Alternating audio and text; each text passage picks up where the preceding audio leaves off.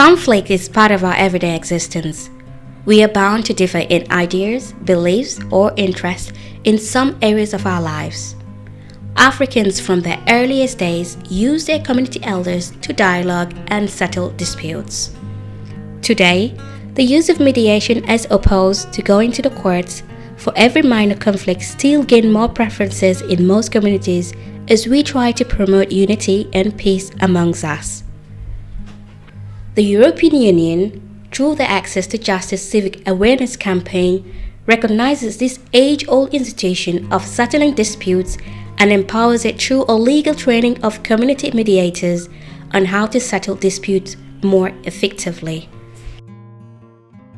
This is the first time that members of the district tribunal are being trained on mediation and enhancing their mediation skills, because, like I said, they didn't realize that in the course of carrying their work, they could actually start with mediation. They do it, but they didn't realize that that's what they were doing. And they were not exposed to the skills and techniques that we actually took them through during the course of this training.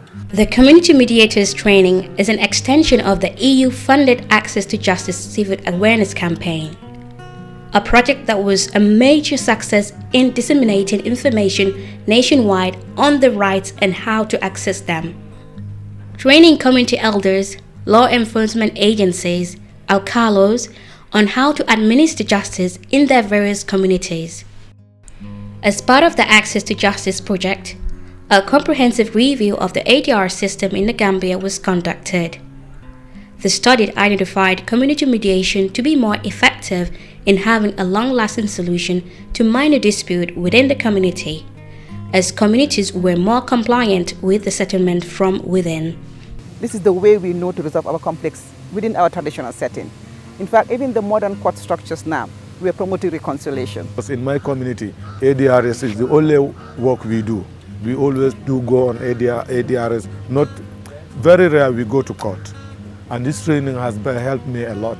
So I thank ADRS and I thank European Union. The training was held in 4 different regions of the Gambia.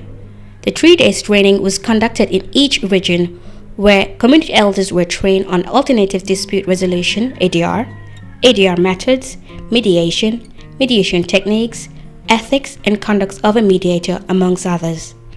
Currently, I have been in the tribunal for 22 years. And the way we do things in the tribunal is quite different from what we are taught at this 3-day workshop. And I found it to be cost-effective, less time, not expensive, easy and accessible and affordable. What they did here is helping us not to send our people to jail, you see, not to put fines on them, you see, but to be a mediator. Yeah? The best way is the method that ADR has brought to us. Yes. Mrs. Janet Salanjai, the key expert on modern law for Access to Justice project, facilitated the trainings, giving the participants skills on the best practice of mediation. Among the tools identified to be effective in getting the message well understood was the use of role plays.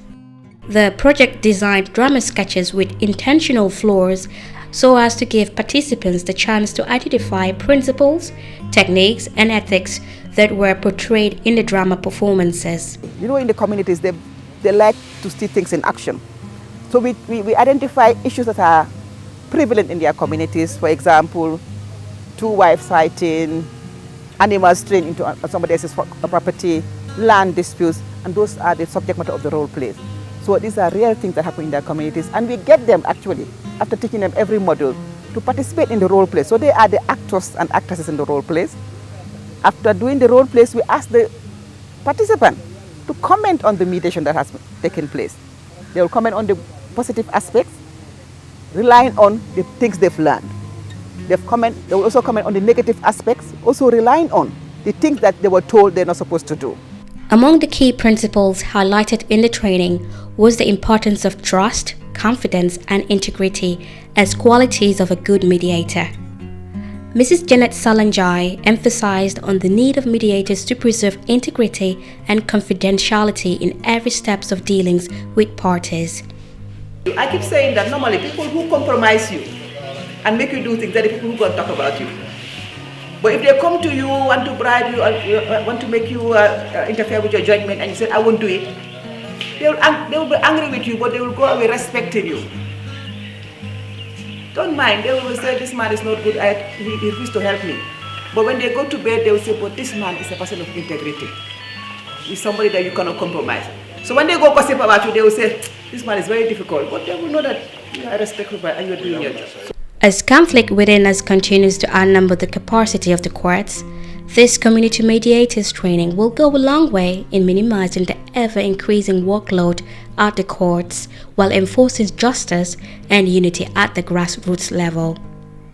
The community elders trained nationwide will be strong pillars in ensuring a win-win situation is met when conflict arises in their various communities. Alondo kumayata bake natundo kan bayri nim fitino be kene mbita no gele nga fitino nyin dafa woto e da panso munke ko do nkunto mbela fila kaje ko nganna do ko ke anyama woto ngeten tu gela nge jay. Because this one we've learned is very good and it can work in our community. I thank you very enormously because without them we would not have got such an important project here. So I thank them very well for doing such a project to bring such a project to our community. For us, European Union, it's not about funding, it's about finding the right people to deliver a project, assist whatever the project is, and then beneficiaries who take advantage of the project. The design of this project is quite innovative in the sense that most times when we have projects in the Gambia and in other countries, donors come in, they intervene, they leave, and then there's no sustainability. But the design of this project in the sense of having government institutions responsible for continuing it is quite innovative and commendable.